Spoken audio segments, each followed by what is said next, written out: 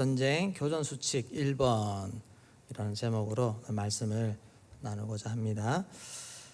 1999년도에 연평도 부근에서 북방 한계선을 침범한 북한 함정과 이를 막던 한국 함정과 교전이 일어났습니다. 이것을 제1차 연평해전이라고 그렇게 이름이 지어졌습니다.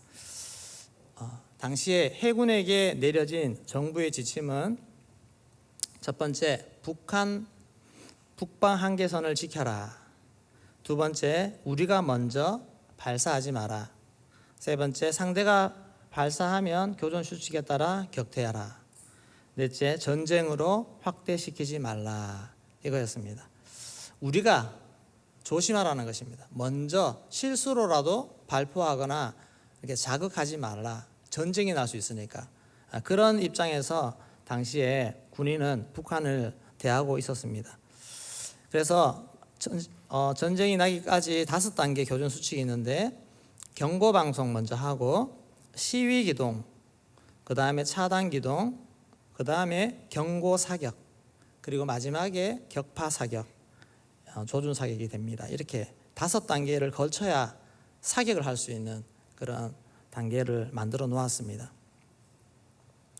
1차 연평해전 당시에도 경고 방송을 계속하고 함에도 무시하고 계속 북한 함정이 내려왔습니다. 그 함정을 막기 위해 경고 사격을 하면 되는데 그렇게 하지 못하기 때문에 진로를 가로막으면서 위협을 하거나 하는 그런 시위 기동, 차단 기동 이런 것들을 하게 되었습니다. 그래서 배의 뒤편을 들이받아서 충격을 줘서 하는 그런 방법들이 사용되는 것입니다. 우리 전함에는 첨단 자동포들이 있습니다. 근데 북한에는 구식, 수동으로 하는 그런 게 싸우면 게임이 사실 안 되는데 그럼에도 불구하고 이 첨단 자동포를 장착한 전함이 선체를 부딪혀서 상대를 격퇴시켜야 되는 그런 전략을 쓸 수밖에 없는 것. 이런 요즘 말로 말하면 우픈 상황입니다. 이런 일이 왜 생기느냐? 교전 수칙 때문에 그런 것입니다. 그래서 1차 연평해전의 유명한 사진이 저것입니다. 배를 저렇게 부딪히는 것입니다. 저는 저거 보고 처음에 깜짝 놀랐습니다. 배가 저렇게 부딪혀서 우리 배도 침몰을 하지 않을까? 그런 게 있었는데 그 정도로 허술하지는 않은 것 같습니다. 아무튼 이렇게 예상치 못하게 한국 함정이 부딪히려고 다가오니까 당황한 북한군이 먼저 사격을 시작했고 그래서 교전이 시작되었습니다. 결과는 다행히 우리 해군의 완벽한 승리였습니다. 북한은 어뢰정 한 척, 경비정 한 척이 침몰되고 경비적 3척이 크게 파손되고 도망갔습니다. 전사자가 20명, 부상자가 30명이나 되었습니다. 그에 비해서 한국군 피해는 아주 경미했습니다. 초계함 한 척과 고속정 4척이 가벼운 파손을 입었고 군인들도 가벼운 부상 9명이 전부였습니다. 왜 이렇게 차이가 나겠습니까? 저쪽에서 사격을 먼저 했는데도. 그 이유가 바로 전함의 성능 차이입니다. 북한 함정은 70년대식 다 수동으로 쏘고 조준하는 그런 방식입니다. 근데 그때만 해도 우리 한국 함정은 레이더, 자동 조준 발사 시스템이 되어 있기 때문에 선제 공격을 받은 지 10초 만에 반격을 가했는데 자동으로 되니까 적함이 초토화되는 것입니다. 교전 수칙에 다소 불리함이 있었지만 전력의 차이로 극복을 했습니다. 그래서 큰 피해 없이 승리를 할 수가 있었습니다. 문제는 그 다음입니다.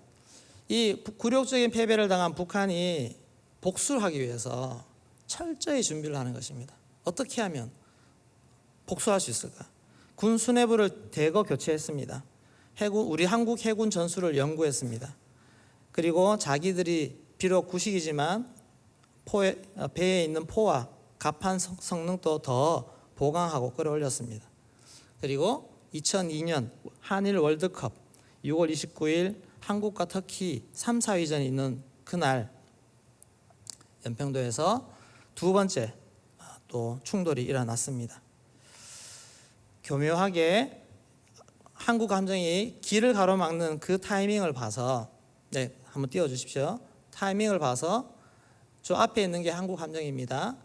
속도를 늦추는 것입니다. 늦춰서 자연스럽게 한국 두 함정이 일치가 딱 되도록 해놓고 나서는 뒤에 함정을 공격하는 것입니다. 그러면 앞에 있는 함정은 반격할 수가 없지 않습니까? 딱 중간에 가려가지고, 그렇게 아주 치밀하게 준비하고 계획해서 딱 기회를 잡고는 바로 공격을 시작하는 것입니다.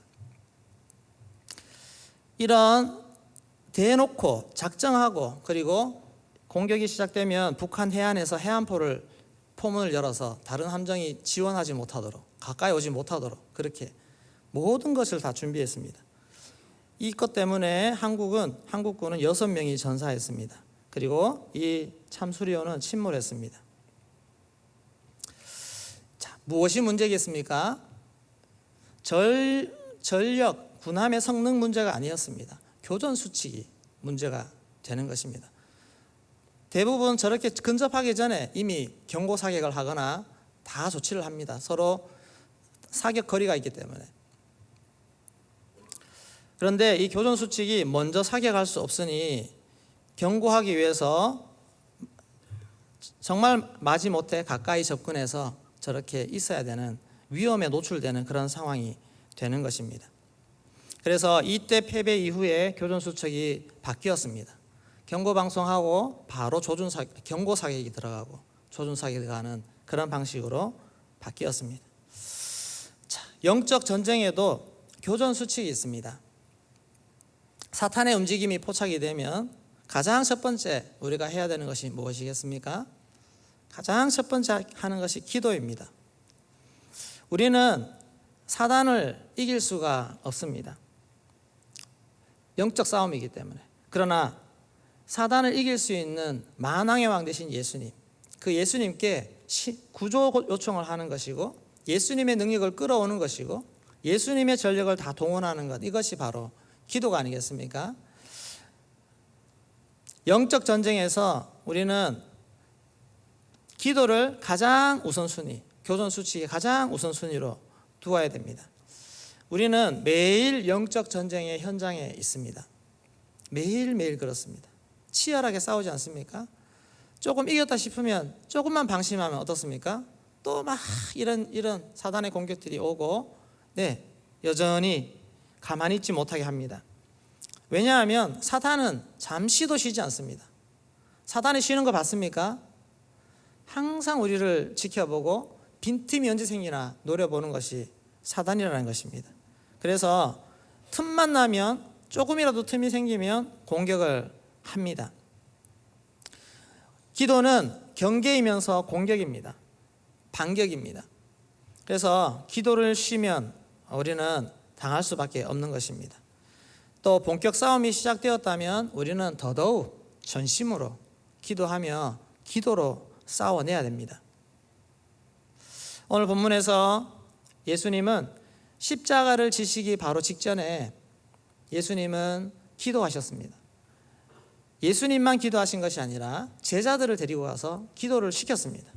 기도하라고. 내가 여기 기도할 테니까 너희는 저기서 기도하라고 그렇게 시켰습니다. 왜 그렇습니까? 지금 기도하지 않으면 이겨낼 수 없는 엄청난 시험이, 엄청난 도전이 지금 오고 있기 때문에 그렇습니다. 기도하지 않으면 이겨낼 수 없는, 사람의 힘과 사람의 담력과 사람의 지혜로 이길 수 없는 그런 문제들이 우리 앞에 다가온다는 것입니다. 예수님조차도 그 엄청난 십자가의 사명을 지시기 위해서는 기도하셔야만 이길 수가 있었다는 것입니다. 그래서 기도가 가장 우선입니다. 그리고 기도할 때 깨어서 기도하셔야 돼요. 꼭 깨어서 기도하시기 바랍니다. 피곤하다고 마귀가 봐주지 않습니다. 우리 40절 41절 말씀 같이 읽겠습니다. 그자는 베드로에게 말씀하시되 너희가 나와 함께 한 시간도 이렇게 깨어 있을 수 없더냐. 시험에 들지 않게 깨어 기도하라. 마음에는 원이로되 육신이 약하도다 하시고. 너희가 나와 함께 한 시간도 이렇게 깨어 있을 수 없더냐. 이 한 시간이 오늘날의 물리적 시간으로 딱 한 시간을 말하는 것이 아니라 충분하게 꼭 필요한 기도해야 될 분량이 있는데 그 분량만큼 충분하게 기도를 하라는 것입니다. 꼭 필요한 양이 있습니다.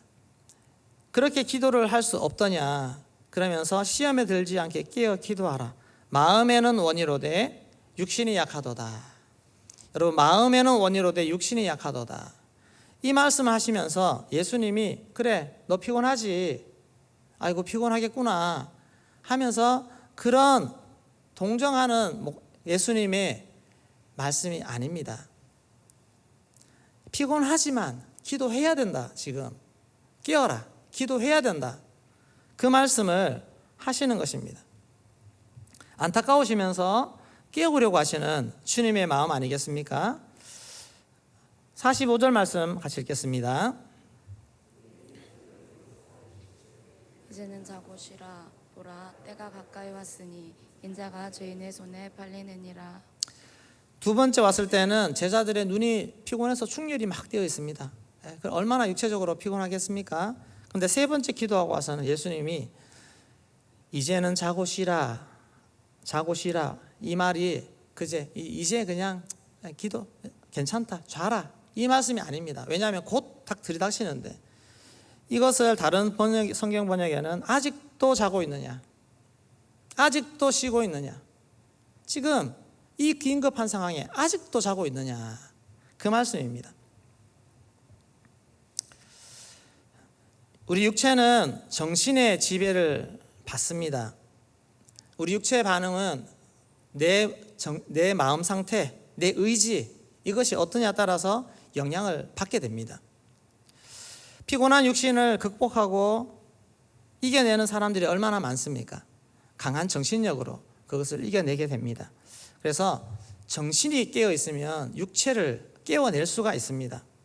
어떤 위기가 왔을 때 위기의식, 각성, 이런 것이 먼저 내 심령에 일어나는 것이 더 우선이라는 것입니다.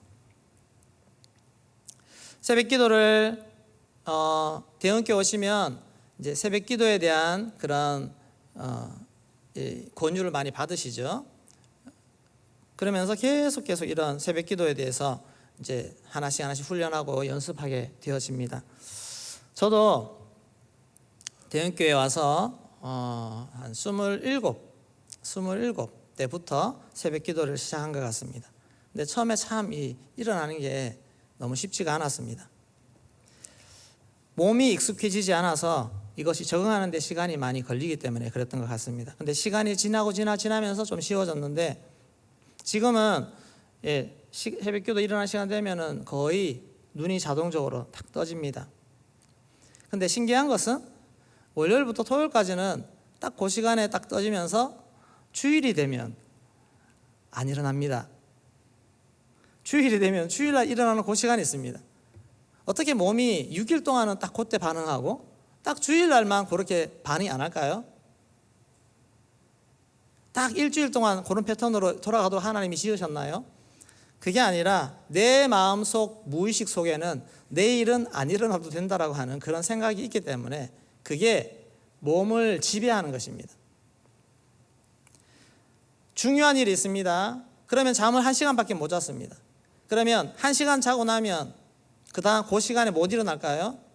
내 의식에 꼭 일어나야 된다는 의식이 있으면 다 일어나게 되어 있습니다. 여러분, 몸이 피곤하다고 새벽을 못 깨운다, 내가 무엇인가 못한다고 하는 것은 뭐가 문제겠습니까? 내 의지가 없어서 그렇습니다. 새벽에 일어나고 싶은데 안 일어나줘요. 안 일어나줘요라고 하는 것은 내가 생각이 없어요 하는 것과 똑같습니다. 꼭 일어나야 되겠다는 생각이 없으면 눈이 안 떠집니다. 자, 기도가 가장 우선순위인데 우리 삶의 가장 첫 번째 영적 교정 수칙 1호는 기도입니다. 여러분, 기도할 때 몸의 피곤에 따라서 좌지우지 되지 마십시오. 몸의 피곤은 내 정신이, 내 의지가 결정하고 이끌어가게 되어집니다. 여러분, 마음부터 단단히 먹으시고 기도에 지면 안 된다, 기도를 놓치면 안 된다, 깨어 기도하지 못하면 안 된다, 그런 마음 정신을 가지고 영적 교전 수칙을 새롭게 정하시기를 소망합니다. 아멘. 제일 첫 번째가 뭐라고요? 기도입니다. 기도가 가장 우선입니다. 3년 기도 진행되는 동안 여러분 기도를 다부지게 붙잡으셨습니까? 새벽 기도 매일 나오십니까? 저녁 기도 매일 나오십니까? 의지입니다. 내 의지. 내가 정말 이 3년 기도 정말 붙잡고 내 인생을 바꿔보리라. 하나님 앞에 내가 정말 크게 성장해서 영적인 사람이 되리라. 하나님의 비전을 이루어가는 그런 사람이 되리라. 하나님께 쓰임받는 사람이 되리라. 이런 마음을 단단히 먹으면 기도하는데 모든 포커스를 맞추고 주변 시간들을 정리하게 될 줄로 믿습니다. 여러분 그런 마음의 의지부터 하나님 앞에 세울 수 있기를 소망합니다. 뜻을 세우고 나면 그 다음의 것들은 다 내 뜻 의지대로 따라오게 되어 있습니다. 사탄은 절대 봐주지 않습니다. 우리 사정 절대 봐주지 않습니다. 우리 사정에 빈틈이 생기면 오히려 집중적으로 공격합니다. 마구마구 유린합니다. 봐주는 거 없습니다. 누가복음 22장 31절 말씀 같이 읽겠습니다. 시몬아 시몬아 보라 사탄이 너희를 밀가부르듯이 하려고 요구하였으나 사단이 너희를 밀가부르듯 하려고. 사단은 우리가 잘 서 있을 때는 신사적으로 오는 것 같습니다. 유혹하기 위해서, 넘어뜨리기 위해서, 꼬드기기 위해서. 그런데 우리가 넘어지거나 약점을 보이면 가차 없습니다. 네. 사단에게 선제 공격할 수 있는 틈을 주시면 안 됩니다. 교회가 부흥하려면 마귀를 제압해야 된다고 말씀하셨습니다. 마귀를 어떻게 제압하겠습니까? 기도로 제압할 수 있습니다. 여러분 가정에서도 마귀를 먼저 제압하기를 소망합니다. 사단이 장난질 못하도록 기도하면서 마귀를 제압하십시오. 기도로 정말 강력한 포드를 쏘아서 사단의 어떤 조그마한 움직임이라도 다 제압할 수 있는 그런 승리의 역사가 있기를 소망합니다. 어려울수록 힘들수록 문제가 있을수록 더 기도할 수 있기를 소망합니다. 기도하면 하나님이 일하십니다. 마가복음 29장 28절 29절 말씀 같이 읽겠습니다. 집에 들어가심에 제자들이 조용히 묻자오되 우리는 어찌하여 능히 그 귀신을 쫓아내지 못하였나이까. 이르시되 기도 외에 다른 것으로는 이런 종류가 나갈 수 없느니라 하시니라. 네, 영적 전쟁입니다. 귀신을 왜 못 쫓아냅니까?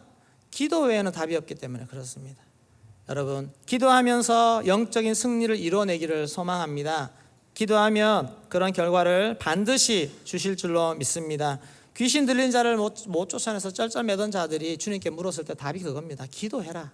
기도가 답이다. 너희 힘으로 할 수가 없다. 베드로는 그 이후에 성령 받은 이후에 얼마나 그의 삶이 바뀌었습니까? 가는 곳마다 귀신을 쫓아냈습니다. 또 심지어 죽은 사람까지도 살려내었습니다. 겟세마네 언덕에 예수님께 책망받던 베드로, 1시간도 깨어있을 수 없더냐? 아직까지 자고 있느냐? 그렇게 책망받던 베드로, 성령 받고 놀라운 변화를 이뤄낸 줄로 믿습니다. 우리도 다 그렇게 될 줄로 믿습니다. 지금 기도 못해도, 지금 졸고 있어도, 지금 마음이 연약해도 됩니다. 하나님이 기도의 사람으로 우리를 반드시 세우실 줄로 믿습니다. 내 인생의 기본 교전 수칙을 바꾸시면 됩니다. 제일 첫 번째 뭐 합니까? 기도하는 것입니다. 그것도 깨어 기도하는 것입니다. 오늘부터 깨어 기도하리라 마음 먹고 날 때 하나님이 내 인생을 바꿔가시는 하나님의 놀라운 은혜 주실 줄로 믿습니다. 여러분 자녀들이 살아날 줄로 믿습니다. 가정이 회복될 줄로 믿습니다. 영적으로 승리하게 될 줄로 믿습니다. 우리 찬양하겠습니다.